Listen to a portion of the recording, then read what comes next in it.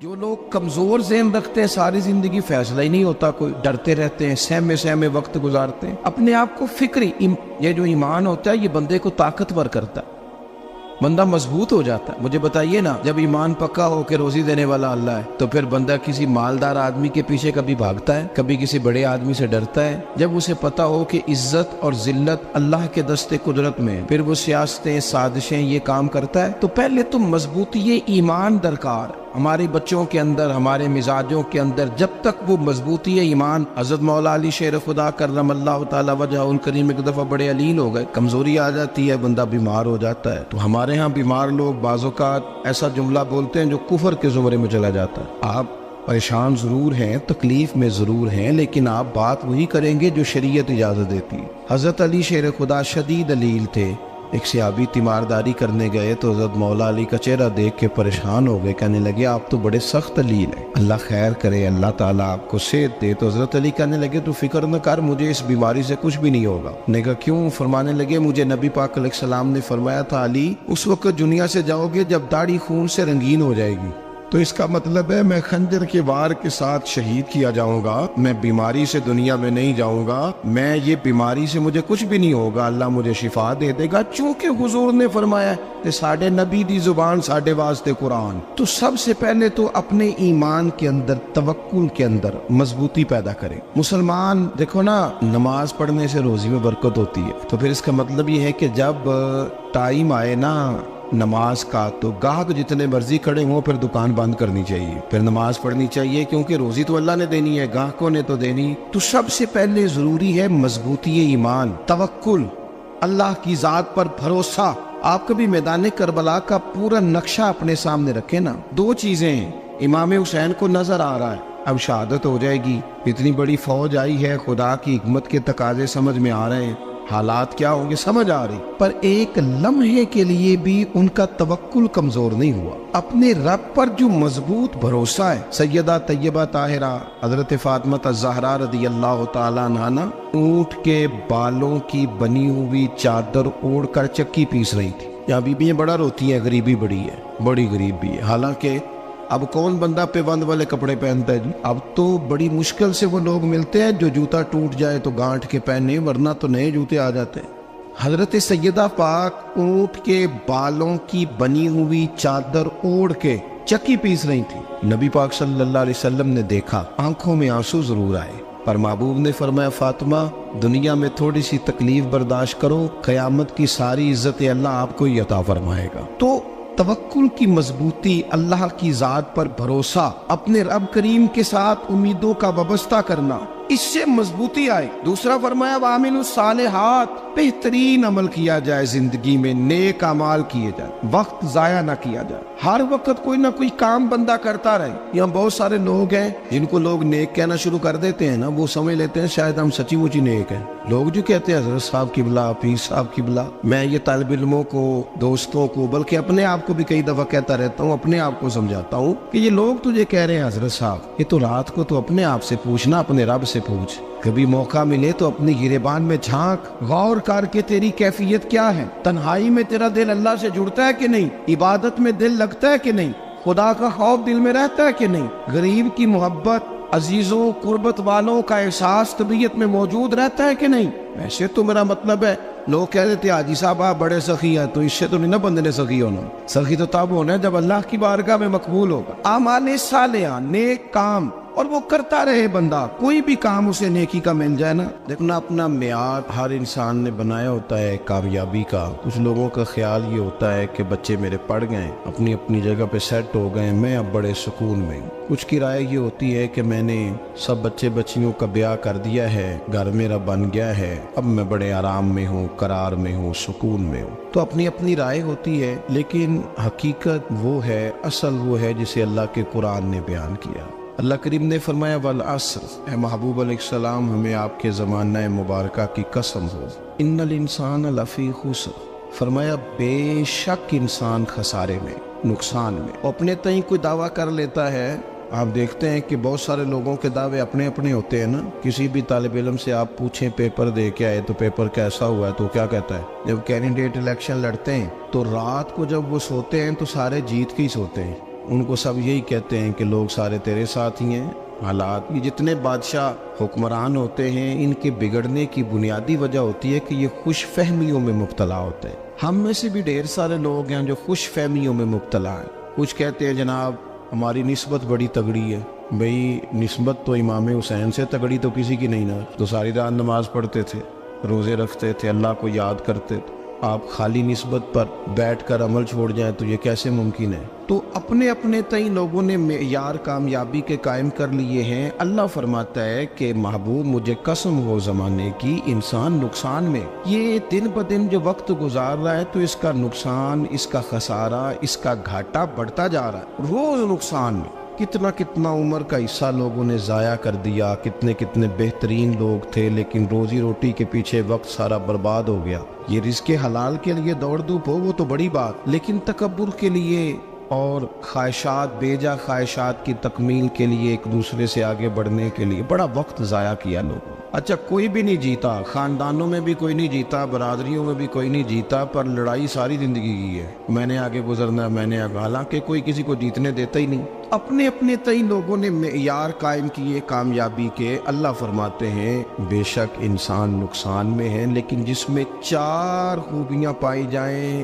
اللہ کا قرآن کہتا ہے وہ بندہ کامیاب ہو. کون کون سی؟ الا الذین آمنوا, سب نقصان میں نہیں سوائے ان لوگوں کے جو ایمان لائے. سب سے پہلے کیا کرے؟ ایمان ہو اس کے پاس, مضبوط ایمان. وعملوا الصالحات, اور ایمان بھی لائے اور نیک کام بھی کرے. اور صرف نیک کام نہ کرے, وَتَوَاصَوْا بِالْحَقِّ, لوگوں کو حق بات کی نصیحت بھی کرے. اور ظاہر ہے سچ بولے گا, حق بولے گا تو بڑے لوگوں کے مفادات کو ٹھیس پہنچے گی, کچھ لوگوں کو تکلیف بھی ہوگی. تو اب جب تکلیف ہوگی تو پھر مصیبت بھی آئے گی. تو اگر حق بات کہنی ہے تو پھر کیا کرے؟ وَتَوَاصَوْا بِالصَّبْرِ, اور ایک دوسرے کو صبر کی بھی وصیت کرے. 4 چیزیں پائی جائیں, ایمان, اعمال صالحہ, حق کی نصیحت, اس رستے میں آنے والی تکلیف پر صبر. اگر یہ 4 چیزیں میسر آتی ہیں تو اللہ کا قرآن کہتا ہے بندہ کامیاب ہے. اور اگر یہ 4 چیزیں نہیں تو پھر کوئی بندہ جتنا مرضی دعویٰ کرے, جتنا مرضی شور کرے, جتنا مرضی اعلان کرے, وہ کامیاب ہو سکتا. سب سے پہلے تو اپنا ایمان پکا کرے. یہ جو کچی پکی باتیں کرتے ہیں نا لوگ, مسلمان جو ہوتا ہے نا, مسلمان وہ لاوارث نہیں ہوتا, وہ وارث والا ہوتا ہے. اس کا رب ہر وقت اپنی رحمت سے اس کی حفاظت کرتا ہے. مسلمان ہر وقت نبی پاک علیہ السلام کے نگاہ کرم میں رہتا ہے. اسے کمزور باتیں نہیں کرنی چاہیے کہ میرے کو پیچھے چڑھ گیا تو پتہ نہیں کیا ہو جائے گا, برادری مخالف ہو گئی تو پتہ نہیں کیا ہو جائے گا, سچ بول دوں گا تو لوگ پتہ نہیں مجھے مار دیں گے. ایسا ہو نہیں سکتا. چھری حضرت ابراہیم چلائے بھی نا تو حضرت اسماعیل کے حلق پہ چلنا اس نے تب بھی ہے جب اللہ حکم کرے گا. تو اللہ کی حکمت ہوگی, حکمت الہی ہوتی ہے تو کوئی کام ہوتا ہے, ورنہ ہوتا. تو اپنی طبیعت میں مضبوط ایمان, توکل, اللہ پہ بھروسہ, مضبوطی افکار کی, کچی باتیں نہیں. دیکھو نبی پاک صلی اللہ تعالی علیہ وسلم نے فرمایا نیکی کو کبھی حقیر نہیں سمجھنا, کبھی حقارت سے نہیں نیکی کرنی کہ یہ بڑی چھوٹی ہے تو میں اس کو کروں. اب فرمایا کبھی حقیر نہ سمجھنا, نیکی کا کام جو بھی ملے کر دینا. فرمایا اگر بھائی سے مسکرا کے ملو گے بنا تو اس پر بھی اللہ تمہیں صدقے کا ثواب عطا کرے گا. ہم تو اس دین سے کے ماننے والے ہیں جو کہتے ہیں تو گلی سے روڑا اٹھا دے, کانٹا اٹھا دے, کسی کی تکلیف دور کر دے, کسی اس پر گنجائش کر دے, کسی کے لیے آسانی کر دے. جو بھی خیر کا کام میسر آئے پورے دن میں اسے چھوڑے نہیں. صبح گھر سے نکلے, وہ ایک صحابی تھے, غالباً تابعی تھے, تو بازار جاتے اپنے غلام کے ساتھ تو سارا بازار گھوم کے واپس آ گئے. خادم نے کہا جناب کو نہ کوئی خریدا نہ کچھ بیچا, تو آپ سارا بازار گھوم کے آ گئے. فرمانے لگے تیرا کیا خیال ہے؟ میں نے کچھ بھی نہیں کیا. کہا جناب پھر کیا کیا ہے؟ فرمانے لگے تم نے دیکھا جو بندہ بھی گزرا میں نے اس کو کہا السلام علیکم, تو کتنی کو نیکیاں میں جمع کر کے آ گیا ہوں. کوئی خیر جو میسر آئے. ہم سمجھتے ہیں کہ شاید کوئی کروڑ کو روپیہ ہوگا تو پوری مسجد بناؤں گا تو پھر میں نے نیکی کر دی ہے. شاید جناب میں, حالانکہ یہ چھوٹے چھوٹے کام ہے نا, چھوٹے چھوٹے کام, ان کی تو زیادہ ضرورت ہوتی ہے, ان کی تو زیادہ حاجت ہوتی ہے. کوئی آپ رستے میں گزر رہے ہیں تو نیچے کوئی کھڈا بنا ہوا ہے تو اس پر ہم کیا کرتے ہیں, گاڑی میں بیٹھ کے تبصرہ کرتے ہیں اے روڈ کھورے کدو بننا ہے. بھئی یہ کھڈا ہے نا تو آپ نیچے اترے نا, تو آپ دھابڑا لیں نا, کئی پکڑے نا, یہ تو 5 منٹ کا کام ہے. यहाँ आसानी कर देना, आप इसमें गुंजाइश कर दें। हुजूर सैयद आलम अलैहिस्सलाम ने फरमाया, इमाम राजी ने हदीस लिखी है, क़यामत के दिन एक बंदे को अल्लाह माफ़ करेगा तो मालिक वो बंदा अर्ज करेगा, या अल्लाह मैं तो बड़ा गुनहगार हूँ, किस वजह से माफ़ी हुई? फरमाया, रात के वक्त तू गुजर रहा था, तेरे पैर से रोड़ा टकराया था, तूने उठाया इधर उधर देख के कि कोई अल्लाह के किसी बंदे को तकलीफ ना हो जाए। का मालिक को वो तो मैंने ज़माना बीत गया, कोई इतनी बड़ी बात भी नहीं समझी। तो रब करीम ने फरमाया, तो रात के अंधेरों में भी मेरे बंदों का ख्याल रखता था, तो मैं तेरा ख्याल ना करूं?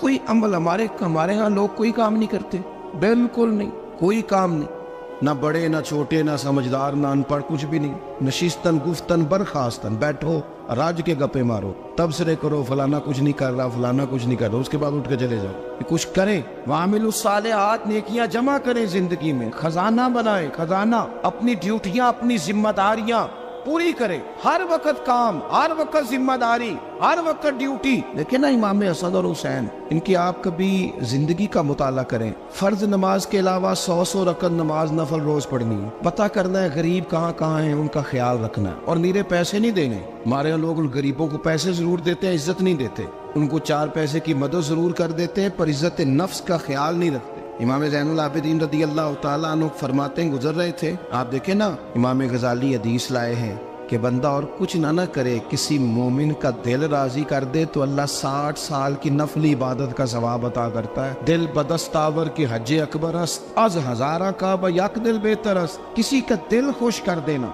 उसको राहत दे देना, उसको करार दे देना, उसके लिए कोई ऐसा सामान कर देना कि बंदा मुतमईन हो जाए, सुकून हो जाए। ये हमारे यहाँ जो लोग होते हैं ना, सरकारी मुलाजिमीन, ड्यूटियों वाले, इनकी तबीयतों में तलखी होती है। ये अगर सिर्फ प्यार करने लग जाए ना, से वाबस्ता लोग मेरे बाप में से है, तो मैं उनसे कहता हूँ कि शिफा तो अल्लाह ने देनी है, चलो तुम दुआई तो आज के दिया करो ना, तुम आने वाले की बात तो तवज्जो से सुनो। वो बेचारा अपनी बात, हमारे बुजुर्ग थे तो तावीज़ लिखा करते थे, बड़े आलिम थे, मुझे कुछ थोड़ी सी ना मेरे दिल में उनके बारे में खफगी रहती थी कि आप इतने बड़े आलिम हैं, आप किताब लिखे, आप तवीज़ लिख रहे हैं, और फिर लोगों ने कमाई करनी होती है, आप तो मुफ्त देते हैं सारा कुछ, इतनी लंबी ड्यूटी, सारा दिन बैठे रहते हैं आप और लिखते तवीज़ है। मैंने एक दिन उनसे गुजारिश की, मैंने कहा शेख आप बड़े आदमी, जिन लोगों को अल्लाह ने रुसूख फिल इल्म अता फरमाया होता है, उनमें से आप, अल्लाह ने आपको पुख्तगी दी है इल्म में, शौरी आलिम में, आप सारा दिन तवीज़। फरमाने लगे, यार मैं तवीज़ नहीं लिखता, असल मसला ये है कि जो तवीज़ लेने आता है वो अपना सारा दुख सुनाता है, तो मैं तवीज़ नहीं लिखता, मैं ना बस लोगों के कलेजे ठंडे करता हूँ। मैं किसी का, अब तो बच्चों के पास टाइम ही नहीं, वो तो अब्बा का दुख नहीं सुनते, तो बैठते ही नहीं। अम्मा कह रही होती है कि पुत्र को 10 मिनट मेरे पास भी बैठा कर, लेकिन पुत्र मसरूफ बड़ा, वीडियो चढ़ानी है उसने। हम उलझ गए। ये चीज़ें इंसान को नफ्सियाती तौर पर कमज़ोर कर देती हैं। जो लोग ज़्यादा ये काम करते हैं उनके हाफ़्ज़े कमज़ोर हो जाते हैं, वो उलझ जाते हैं, उन्हें पता नहीं होता रात मैंने क्या कहा था, सुबह में क्या कह रहा। हर वक्त नहीं, ज़रूरत के वक्त, हर टाइम नहीं, मखसूस औकात में। हज़रत इमाम ज़ैनुल आबिदीन रदी अल्लाह ताला अन्हु फरमाने लगे, हम गुजर रहे थे, इमाम हुसैन साथ थे, तो रस्ते में ना कुछ गुरबा, गरीब लोग बैठ के खाना खा रहे थे। कहते हमारी उन पर नजर पड़ी, तो उन्होंने हज़रत इमाम हुसैन रदी अल्लाह ताला उनसे कहा, हुजूर आइए, तशरीफ लाइए, खाना खाइए। वो ज़रूरी नहीं होता आपको सबका खाना पसंद ही आए, टेस्ट अपने अपने होते हैं, ये ज़रूरी तो नहीं। खाना पसंद ना भी आए तो दिल तो फिर भी राजी रखने चाहिए। कुर्बान जाए, नबी पाक ने किस तरह हमारी तरबियत की। हज़रत आयशा सिद्दीक़ा रदी अल्लाह ताला अन्हा फरमाती हैं, करीम महबूब का मैंने ये तरीका देखा कि अगर खाना ना पसंद होता तो छोड़ देते, पर कभी उसमें से नुक्स ना निकालते, ऐब जो ही न कर। गर्मी के मौसम में खड़ी है बेचारी खातून, और कितनी मुशक्कत से उसने खाना बनाया, और कितनी गर्मी सही है चूल्हे के सामने, लेकिन साहब को खाना रखा है तो वो कहते हैं ये तू की पकाया है, वो खाने वाली चीज़ है भाई, इस तरह करना, अब जो अगली हंडिया वो तू पका, ना तू खड़ा हो। ये पता चली ये काम कितनी मुशक्कत का है। जिंदगी में कुछ थोड़ा सा दूसरों का ख्याल रखना, ये भी तो दीन का हिस्सा है। आप अपनी जिंदगी में हमेशा अपने लिए सोचे, किसी और का सोचे ही ना। तो मेरे अजीज याद रखेंगे आप, इमाम ज़ैनुल आबिदीन कहते हैं, नबी पाक सल्लल्लाहु तआला अलैहि वसल्लम ने ना हजरत इमाम अली मकाम की, इमाम हसन और हुसैन की इस तरह से कुछ तरबियत फरमाई थी कि गरीब परवरी उनके अंदर रच बस गई। مزاج بن گیا. وہ غربا بیٹھے تھے دسترخوان بچھائے سڑک کے کنارے, تو امام حسین گزرے تو انہوں نے آواز دی. امام صاحب لوگ ذائقہ نہیں لگے, حضور تھوڑی روٹی نہیں کھا لیتے ہمارے ساتھ؟ تو امام صاحب آ گئے, نیچے بیٹھ گئے غریبوں کے ساتھ. کوئی جرت کرے نا, چلو امیروں نے تو غریبوں کے ساتھ بیٹھنے کی جرت نہیں کرنی, کوئی پیر ہی بیٹھ جائے غریبوں کے ساتھ, وہی مہربانی کر دے کہ میں پیر صاحب ہوں, قبلہ ہوں, تو میں ہی چلو لنگر کھا لوں مریدوں کے ساتھ بیٹھ کے. ہماری تو محفلوں میں بھی نا جی, نعت خانوں کا, مولویوں کا, دوسروں کا کھانا اور ہوتا ہے, اور غریب آدمی کو شاپر میں چاول ڈال کے دیتے ہیں اور ساتھ اسے کہتے ہیں یہ لنگر شریف ہے. بھئی اگر یہ شریف ہے, تبرک ہے, تو اے پیر صاحب نو نہیں سی لنگدا, اڑتا ہے گلے میں لنگر ان کو. یہ لنگر شریف جو ہے یہ نعت خان کو بھی تو گزرنا, تبرک ہے کہ نہیں؟ ہاں نہ تو کرو نا, تو جیڑی زیادہ تبرک والی شے ہے وہ پیراں نو بھی تو کھانی چاہیے نا. نعت خان کو اس کے لیے لہدا سے مرغ مسلم اعلیٰ کھانے. میں اکثر دوستوں سے کہتا ہوں چلو میلاد شریف پہ صحیح سب کے لیے اچھا کھانا پکاؤ. چلو جس غریبوں کے بچوں کو بیچاروں کو سارا سال وہ بوٹیوں کے لیے لڑتے ہیں, تم میلاد پہ اچھی روٹی پکا دو, تو بچہ جب کھائے گا نا بہت ساریاں بوٹیاں اور چاول, اور اپنے ابا سے پوچھے گا کہ ابا جی آج کی گل ہے, تو ہو سکتا ہے غریب باپ روئی پڑے اور اسے کہے پتر تو آج راج راج کے کھاج ساڈے نبی پاک دا میلاد شریف. تو امام حسین رضی اللہ تعالیٰ عنہ نا آ کے غریبوں کے بیچ بیٹھ گئے زمین پہ. انہوں نے کہا کھائیے, تو وہ جس طرح وہ کھا رہے تھے نا سادے برتنوں میں امام حسین کھانا کھانے لگ گئے. میں نے کہا خیر کا کام کوئی بھی ملے اسے ضائع, چلو اور کچھ نہیں کر سکتے تھے, کسی کو سڑک ہی پار کرا دے نابینا کو, چلو اور کچھ نہیں کر سکتے, تو آپ کو پتہ ہے کہ سامنے والا بوجھ لے کے گزر رہا ہے, آپ تھوڑا سا ہٹ جائیں روڈ سے, اسے گزر لینے دیں. کوئی تو کام زندگی میں, کوئی ارادہ تو خیر کا بندہ کرے. امام حسین بیٹھ گئے, ان کے ساتھ روٹی کھائی. تھوڑی دیر کے بعد اجازت لی, فرمایا جاؤں؟ کہنے لگے حضور اور کھائیے. فرمانے لگے میں تو ابھی روٹی کھا کے آیا تھا اور آج تک ایسا نہیں ہوا کہ دوبارہ کھانا کھاؤں. ایک لقمے کی بھوک نہیں تھی, جتنا بھی کھایا ہے نا یہ تمہارا دل خوش کرنے کے لیے کھایا ہے. غرباء مساکین کی وعامل الصالحات, ایماندار بندہ ایمانداروں جیسے کام کرتا ہی اچھا لگتا ہے. 25 حج کیا امام حسن اور حسین نے مدینے سے مکے پیدل جا کے. میں کہتا ہوں چلو ہم باجماعت نماز ہی پڑھ لیا کریں. چلیں, حضور صلی اللہ علیہ وسلم نے فرمایا فجر کی نماز پڑھ کے بیٹھ جاؤ, اشراق چاشت تک اللہ کا ذکر کرو, 2 نفل اشراق کے 2 چاشت کے پڑھ لو, اللہ 2 حج اور 2 عمرے کا ثواب عطا کر دے گا. مشکل کام تو نہیں. اہل بیت نے ہمیں سبق یہ پڑھایا ہے, حضور کے اصحاب نے ہمیں سبق یہ پڑھایا. تیسری بات فرمایا وتواصوا بالحق, صرف یہ نہیں کہ تم نماز پڑھ کے تو بیٹھ جاؤ, تم نے نا بے نمازی کو نماز کی دعوت بھی دینی ہے. مظلوم پر ظلم ہوتا رہے اور کونے میں چپ کر کے بیٹھے نہیں رہنا, بلکہ اگر ہاتھ پکڑا جا سکتا ہے تو ظالم کا ہاتھ پکڑنا ہے. نبی پاک علیہ الصلوۃ والسلام نے فرمایا اپنے بھائی کی مدد کرو چاہے وہ ظالم ہو یا مظلوم ہو, بھائی کی مدد کرو چاہے ظالم ہو یا مظلوم ہو. تو صحابہ نے عرض کی یا رسول اللہ صلی اللہ تعالی علیہ وسلم یہ مظلوم کی مدد تو سمجھ میں آتی ہے, یہ ظالم کی مدد کیسے کریں؟ نہیں سمجھ آ رہی ہے آپ کو بات؟ یا رسول اللہ صلی اللہ تعالی علیہ وسلم مظلوم کے ساتھ کھڑا ہونا تو ہماری عقل میں آ گیا, تو ظالم کی مدد کیسے کرنی ہے؟ نبی پاک صلی اللہ تعالی علیہ وسلم نے فرمایا ظالم کو ظلم کرنے سے روک دو, تم نے اس کی مدد کر دی, اسے باز کرو. لیکن ہم تو اتنی جرت ہی نہیں رکھتے بدی کو بدی کہنے کی, اتنی طاقت ہی نہیں ہوتی. جھوٹ کو جھوٹ کہنے کی ہمت, ہمارے گھر میں سارا کچھ ہو رہا ہوتا ہے, ہمیں پتہ ہوتا ہے کہ فلاں جگہ پہ ہمارا قبیلہ ہماری برادری غلط ہے, پر اتنی جرت کرتے. ہم سچ بولتے ضرور ہیں پر دوسروں کے بارے میں, اپنے بارے میں سچ بولنے کو تیار نہیں ہوتے. جرت کا مظاہرہ کریں زندگی میں, حق کو حق کہنا سیکھیں, غلط کو غلط کہنا سیکھیں, جھوٹ کو جھوٹ کہیں, بدی کو بدی کہیں, سچائی کا ساتھ دیں ہمیشہ. ہم نے جب تک دیکھو نا ظلم ہوتا رہے, زیادتی ہوتی رہے, اپنا دروازہ اندر سے بند کر لو, پتر باہر نہ جانا. کیوں جی؟ باہر اس پہ ظلم ہو رہا ہے, ان کے گھر آگ لگی ہے, کوئی ہمارے گھر تو نہیں نہ لگی. یاد رکھنا پڑوسیوں کی آگ نہ بجھاؤ گے تو اپنے گھر بھی آ جائے گی. اگر مظلوم کا ہاتھ نہیں پکڑو گے تو ظالم دلیر ہو جائے. اور ہمارے جتنے بھی بزرگ گزرے انہوں نے ظالموں کو ظالم کہا. امام احمد بن حنبل نے جیل کاٹی, امام اعظم ابو حنیفہ نے جیل کاٹی. آج کل لوگ کہتے ہیں مولانا صاحب آپ نے نا جناب غلط کو غلط نہیں کہنا, سیاست کی بات نہیں کرنی. کیوں جی؟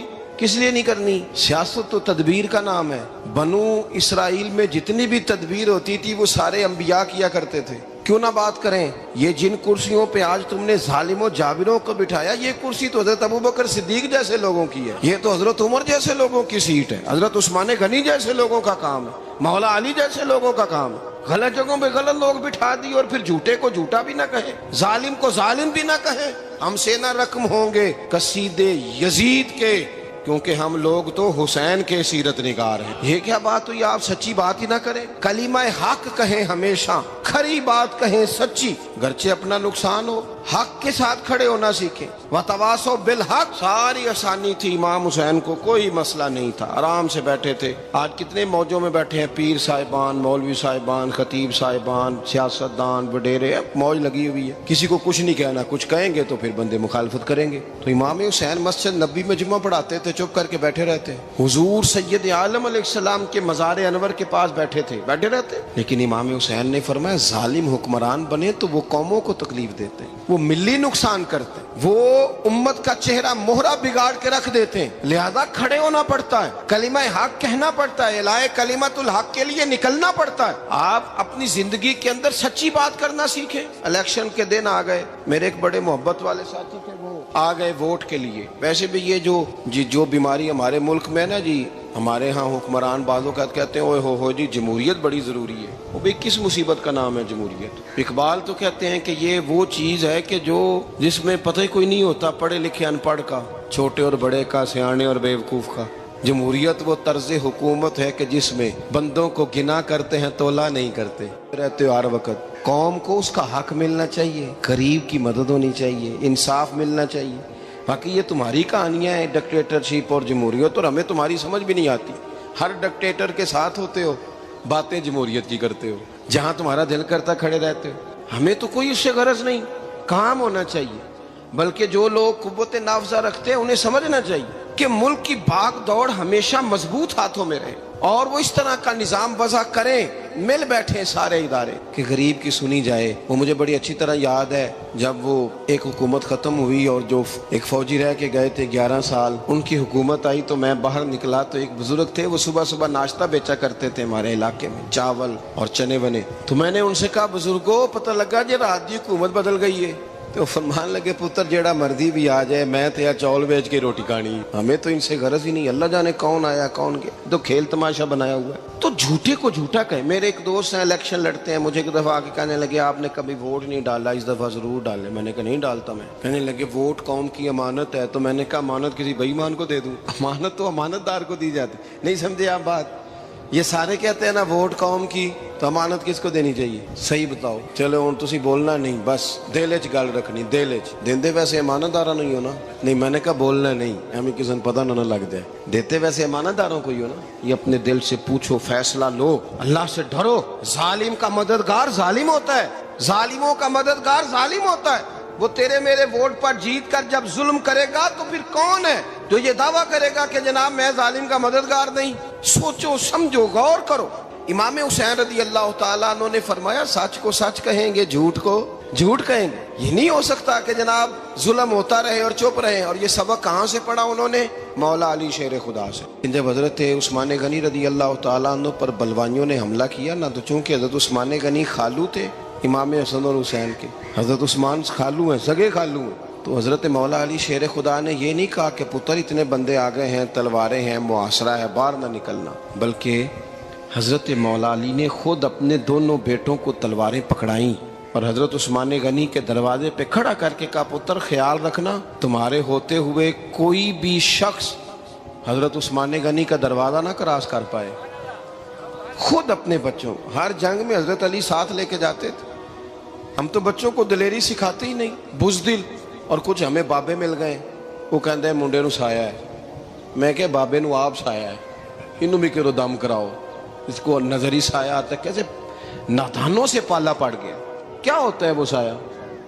اچھے بھلے سیانے نوجوان بتی بند کر کے اندر لیٹا ہوا ہے بچہ، بابا کہہ گیا انہوں سایا ہے۔ بابا کہڑا کہہ گیا جڑا باہر روٹی لین آیا سی، بھی ایڈی پہنچی سرکار ہوندی تے ٹکر ہی گھر کھا لیندی۔ لوگوں کے قسمت کا حال بتاتا ہے، اپنی اتنی خراب ہے کہ مانگتا پھرتا ہے۔ کیا مذاق بنایا ہم نے اپنے ساتھ۔ تھوڑے سمجھدار ہو جائیں، ہر بندے کی بات کا اثر قبول نہ کیا کریں۔ مومن کے پاس طاقتیں ہوتی ہیں، جو جدھر لگاتا ہے چپ کر کے لگ جاتے ہو. ان الذین قالوا ربنا اللہ ثم استقاموا تتنزل علیہم الملائکہ. اللہ کہتا ہے تو ڈٹنا سیکھ, رب کا نام لے کے ڈٹ جا, رب تیری مدد کے لیے فرشتے بھی نازل کر دے گا. فرمایا یہ نبی مومنوں کے جانوں سے بھی زیادہ قریب ہے. ہم بڑا عام لفظ بولتے ہیں کہ فلاں چیز میرے دل کے بڑی قریب ہے, میری سوچ کے بڑی. جو لوگ دل کے قریب ہوتے ہیں ان کے پاس اٹھنے بیٹھنے کو دل کرتا ہے. تو اللہ کریم نے قرآن پاک میں فرمایا کہ یہ پیغمبر صلی اللہ علیہ وسلم تمہاری جانوں سے بھی تمہارے قریب ہے. اور حضور نے وضاحت کر دی, نبی پاک نے وضاحت کر دی. حضور نے فرمایا لا یؤمن احدکم حتی اکون احب الیہ من والدہ وولدہ والناس اجمعین او کما قال نبی صلی اللہ علیہ وسلم. فرمایا تم میں سے کوئی اتنی دیر تک مومن ہو ہی نہیں سکتا جب تک ہر چیز سے بڑھ کر مجھ سے پیار نہ کرے. ایک مثال دے لوں, بات آسان ہو جائے گی. جس گھر کے اندر پیسہ بے شمار ہو, دولت بے شمار ہو, مکان ایک نہیں چار ہو, اور دنیا کی ساری آسانیاں گھر میں موجود ہو, سارے دوست میری بات پہ توجہ کرنا, ہر شے ہو, بینک بیلنس بھی ٹھیک ٹھاک ہو, بچوں کا فیوچر سیف ہو, لیکن گھر کے اندر میاں بیوی کی صلح نہ ہو. بچے کہتے ہیں گھر میں ہر چیز ہے پر امی اور ابا کا جھگڑا ہر وقت جاری رہتا ہے. وہ گھر صحیح چلتا ہے؟ آپ نے بولنا اس لیے نہیں کہ یہ باتیں لوگ, یہ گھر کے اندر کی باتیں ہیں نا.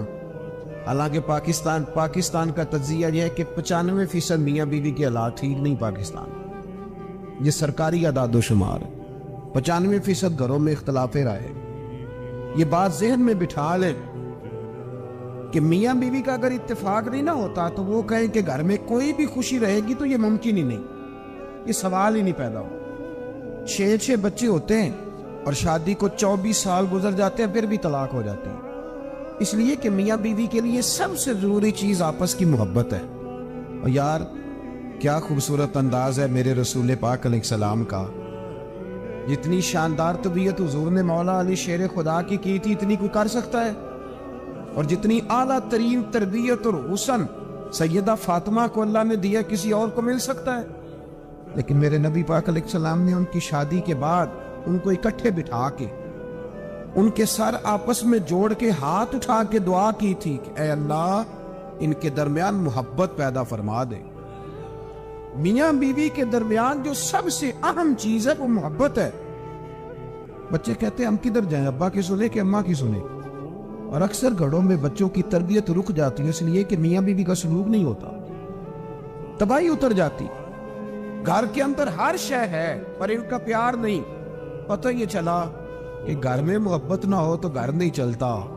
اگر محبت کے بغیر ایک گھر نہیں چل سکتا تو محبت مصطفیٰ کے بغیر دین کیسے چلے گا؟